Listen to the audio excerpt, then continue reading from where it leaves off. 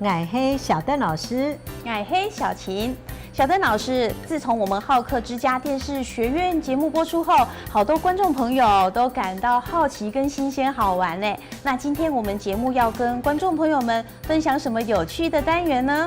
係啊，客家人係當有禮貌嘅族群咯。你根本嘢就係老大家先來講上家門嘅客家話哦。哦，什麼是上家門呢？上家門就係門後嘅客家話啦。哦，好，這個很重要，真的很重要。我來幫我們觀眾朋友問，早安客家語要怎麼說呢？門了後啊，客家人走神頭看到人就會講按位做。按位做，錯啊！按位做就係好多人講嘅較早，反而講早安啦。那午安跟晚安呢？客家人只有自己早晨嘅時間咧會講按位做，其他時間啊，避免出沒特別嘅講法。特別粗啲啊講，大部分就會講你好。哦，早安客語要說按位做，其他時間就說你好。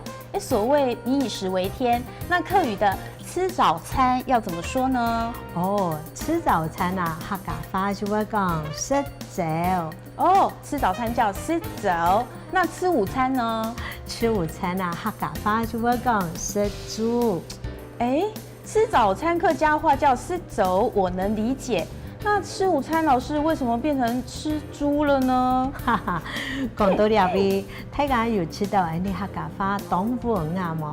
反而講白天稱作粥，晚上稱作鴨。不說吃午餐，你就講食豬。哦，原來是這樣哦。那吃晚餐呢？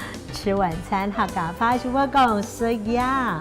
等等，老師，你又把我考倒了。為什麼吃晚餐又叫做吃鴨了呢？錯吧，頭先我有講到20頭按到豬，按5頭按到鴨，不說吃晚餐就講食鴨。哇，老師，客語真的好好玩哦。那問候語是上家門，早安是按位做，那吃早餐是食早，那午餐是食煮，那晚餐客家話就是食鴨。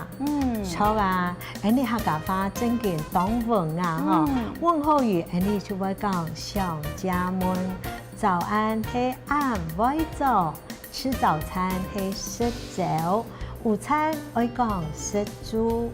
晚餐客家話就講食鴨。哇，小鄧老師，我發現客語生活用語真的很實用哎。那如果我要說謝謝你，客語要怎麼說呢？小琴嘅發音當好哦，客家話講謝謝你有當多種嘅講法咯。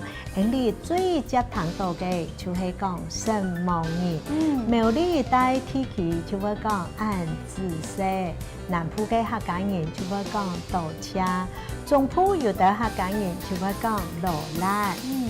哇，原來光是謝謝你就有這麼多的說法哦。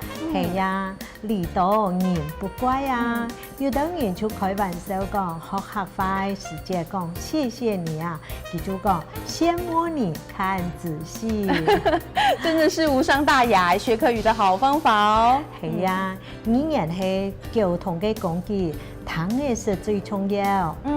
那小鄧老師，我們學會了客語謝謝你的說法，我要回說不用客氣，客語要怎麼說呢？